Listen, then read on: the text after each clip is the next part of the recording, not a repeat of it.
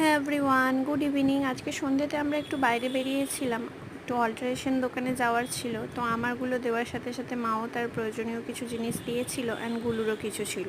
এই অল্টারেশন দোকানটায় আমাদের সুবিধে হয় বিকজ দাদা অনেক দিন থেকে চেনা জানা। দাদা খুব সুবিধা মতন করে আমাদের মতন করে যেগুলো বলি সেই পছন্দসই কাজটা করে দেয়।